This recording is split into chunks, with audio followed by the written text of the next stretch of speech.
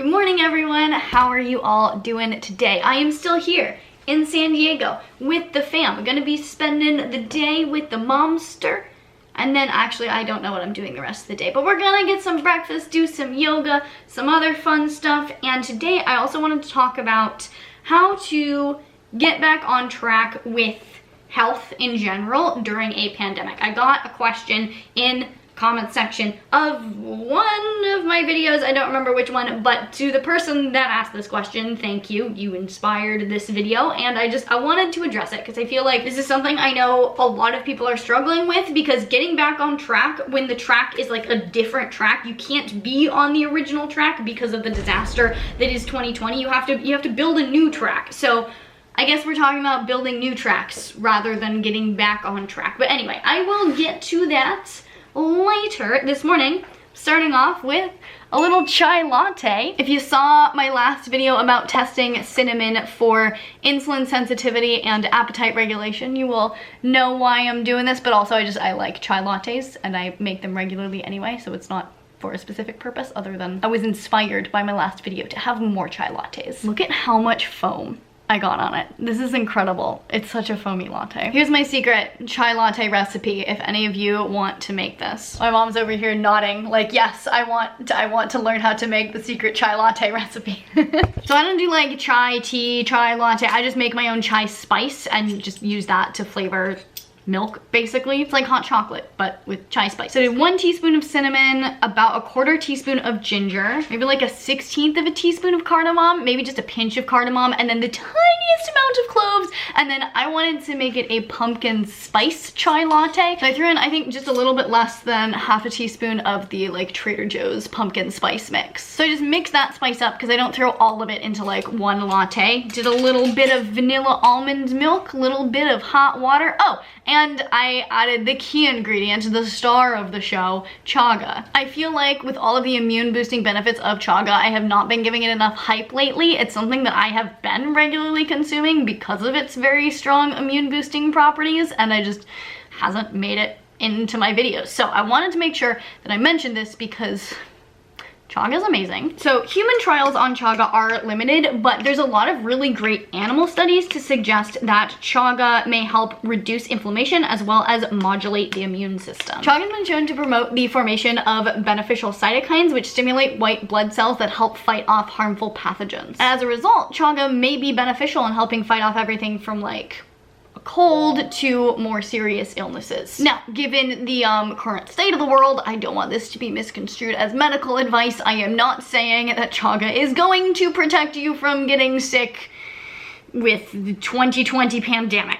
Just saying that chaga is good for your immune system overall. So that's why I've been taking chaga. Also, I just love adaptogens in general because they help the body adapt to stress. They help protect your body from physical, biological, and chemical stressors. So like if there's anything going on, adaptogens, they're a little hug for your body, a little protective hug. And as always with my mushroom-based adaptogens, I am taking the SIGMATIC chaga. I know I talk about this all the time, but SIGMATIC is hands down one of the best adaptogen companies, sources, places to buy adaptogens. Everything from how the mushroom is grown to how it's harvested, the sources of the mushrooms, how it's extracted, how it's packaged and distributed is just impeccable. And that's really important when it comes to adaptogens, because if it's not done properly somewhere, you're either not gonna get all the benefits or you're gonna be getting like a bunch of other random stuff showing up in your mushroom powder, which is just not ideal. Also not what you're paying for if it has a bunch of other stuff in it and you're trying to get the benefits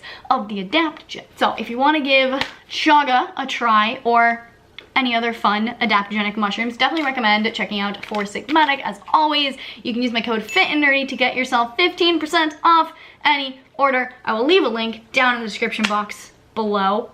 Check it out. I'm gonna drink my little pumpkin spice chai latte with chaga, and then it's yoga time.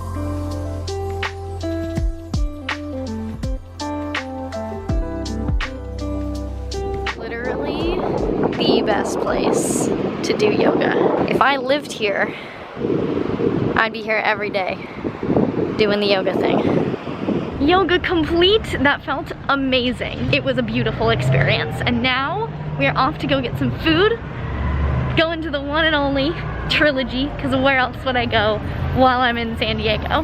The best restaurant on the planet.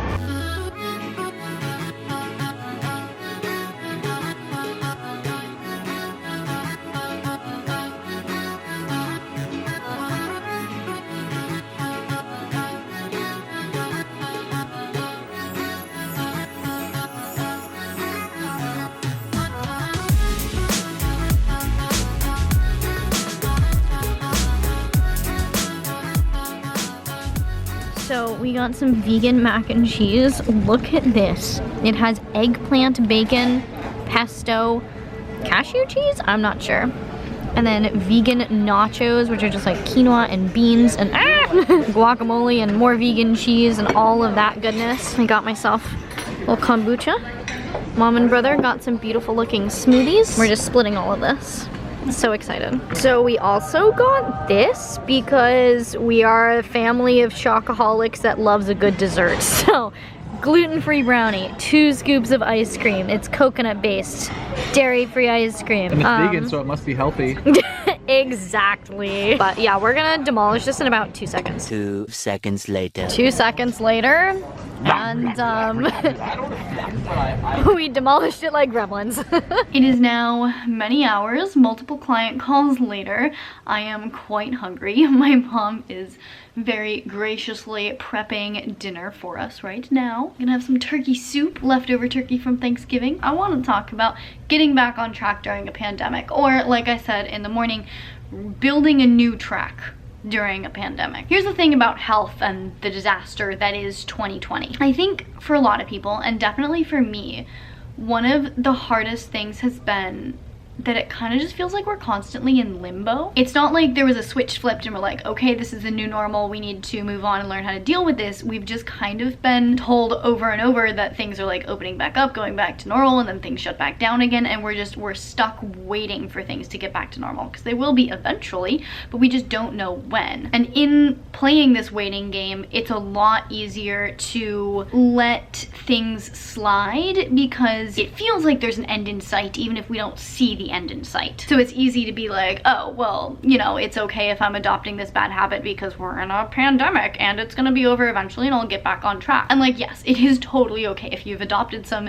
less than desirable habits during this pandemic. Like, we all gotta cope somehow. This is not something that most well-adjusted people can even deal with in a entirely healthy way. But that said, less than desirable habits are less than desirable, and it would be nice to not develop them. And not only has it been easier to develop these bad habits, but it's been a lot easier to let go of the good habits that we spent years building. You know, if you've been going to the gym regularly for 3 years and all of a sudden the gym's shut down, what are you gonna do? Basically, I think the biggest thing that is tripping a lot of people up when it comes to reestablishing healthy habits or phasing out less than desirable habits is the uncertainty of the timeline and the uncertainty of when we are going to get back to normal. Because it'd be great, like, if we know in 2 weeks we're going back to normal, you can be like, okay, we're chilling for 2 weeks and then we're gonna get right back into those old habits. But if those old habits aren't things that are even tangible in the near future, then it becomes a lot harder to get back on that track, because that track does not exist anymore. So I think the first big thing in getting back on track during a pandemic is, unfortunately, accepting the new normal, accepting the current state of the world as the default for the foreseeable future and working based on that assumption, rather than the assumption that what we have right now is fleeting and that we're gonna be back to normal soon, because then you just have ambiguity, and ambiguity is not helpful in consistency. So as much as it sucks to think that, yeah, maybe we're gonna be stuck like this for a while, I think accepting it as the template to build your new track on is the best way to build a stable track. Then even if we do go back to normal in a month, you can get back on your old track, that's fine. This track just needs to build a bridge across the river of uncertainty. And then once you kind of accept this world as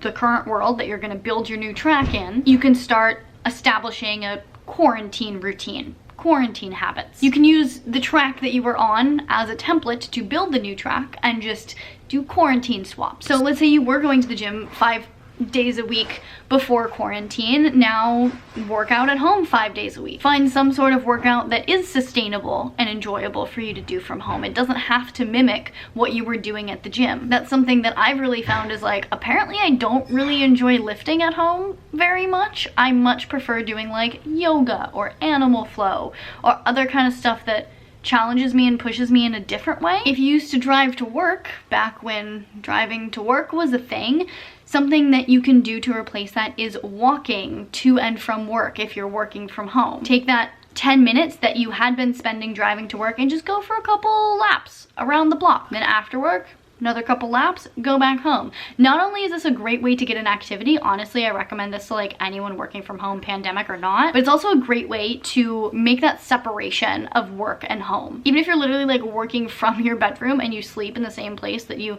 do work, you can still kind of create that mental separation there so that you don't constantly feel like you're just at work all the time. And it's just important to remember that your healthy quarantine routine doesn't have to look the same as your healthy pre-quarantine routine. I think it's worth kind of building it from the ground up and taking a second to really take a step back, or like 2 or 3 or 4 or 5 steps back, and then moving forward. And then from there, once you have a healthy routine to aspire to, you can start making steady, sustainable changes to get yourself on that track. So I would start by phasing out the unhealthy habits. If you've developed a habit of eating an entire cake for dessert every night because #quarantine feelings, maybe scale back to like 3/4 of a cake every night for dessert for a little bit, and then you can scale back to half of a cake for dessert, and so forth until you're having a cupcake every night for dessert.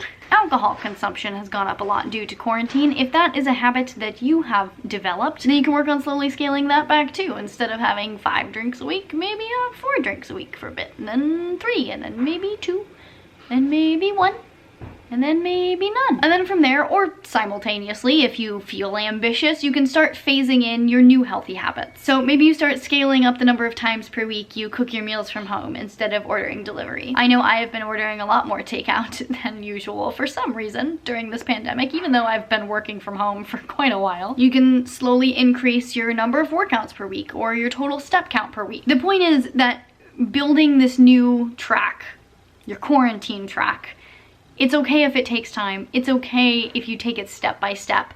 The important thing is that you're building a track. If you're not on a track, you're not going anywhere. And just because you can't be on your pre-quarantine track doesn't mean you don't have any tracks. You just gotta build a new track and start going. Even if it doesn't go the exact direction that you want it to. Like, my ultimate goal is a little bit of fat loss. My quarantine track isn't really going in that direction, especially if I am doing a lot more yoga and animal flow. That's not the kind of exercise that really leans me out, but that's okay. This will be over eventually, and for now, all I need is to be moving in some direction rather than just static and standing still. And I think it's important to remember that it's okay to be struggling with all of this. It's okay to feel like you don't have your life together. It's okay to feel like you wasted the last year. It's okay to feel like you completely fell off track with all of the health stuff that you were doing before quarantine. Be kind to yourself. Take it step by step.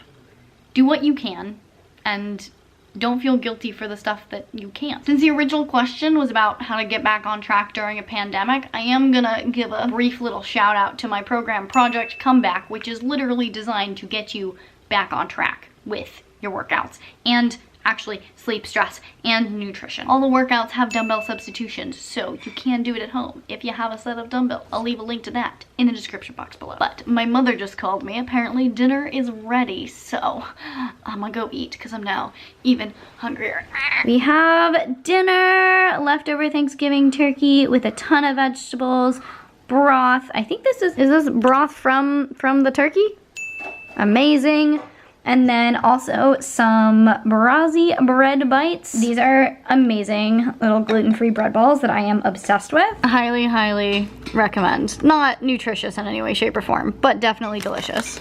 I'll probably eat like 5 or 6 servings of this soup, but I'll let you guys know how much I actually end up eating. Bowl number 2 going down. Bowl number 3. And that's literally all that's left. So I guess we're stopping here. While I was home, we decorated the Christmas tree. The whole house is very Christmassy vibes now.